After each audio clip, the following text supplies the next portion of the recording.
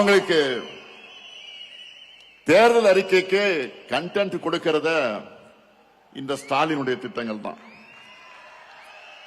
அதனால்தான் உறுதியோடு சொல்றேன், இந்த திட்டங்கள் தமிழ்நாட்டில் இருக்கிற வரைக்கும் இந்த முத்துவேல் கருணாநிதி ஸ்டாலின் தான் தமிழ்நாட்டை ஆளுவான்.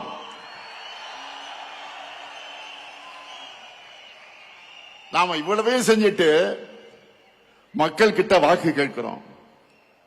ஆனா அதிமுக கூட்டணி சாரி அப்படி சொன்னா மோடி அமித்ஷாவும் கோச்சிப்பாங்க. என்டிஏ கூட்டணி சொல்லணும். கூட்டணிக்கு பேர் வைக்க கூட முடியாத நிலையில தான் இன்றைக்கு அதிமுக இருக்கு. சரி, அவங்க சொல்ற மாதிரி அந்த என்டிஏ கூட்டணி தமிழ்நாட்டுக்கு என்ன பண்ணி இருக்கு? கடந்த 5 ஆண்டுகள்ல நமக்கு தர வேண்டிய கல்வி நிதி, ஜல்ஜீவன் திட்ட நிதி, 100 நாள் வேலை திட்ட நிதி, பேரிடர் நிவாரண நிதி நாம கேட்ட எதையும் தரல.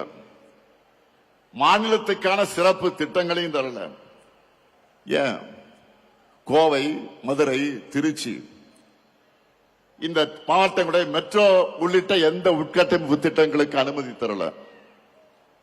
நாம கேட்கிறது நன்மை செய்யணும், ஆட்சி பொறுப்புக்கு வரணும் என்ற எண்ணம் அவங்களுக்கு இருந்திருந்தா அடிப்படையா மாநிலத்துக்கு கேட்டதையாவது அவங்க கொடுத்திருக்கணும். எதுவுமே இல்லையா? பாஜக தமிழ்நாட்டுக்கு தந்ததெல்லாம் என்ன தெரியுமா? ஆளுநர் மூலமாக குடைச்சல், மாணவர்களின் உயிரோடு விளையாடக்கூடிய நீட் தேர்வு, இந்தி திணிப்பு, மிரட்டி பார்க்க ரைடுகள். இப்படிப்பட்ட ஆட்சிதான் பிரதமர் மோடி சொல்லுகிற என்டிஏ ஆட்சி. தமிழ்நாட்டுக்கு எந்த நன்மையும் செய்யாத இவங்க தான் நம்ம எதிர்த்து நிற்கிறாங்க.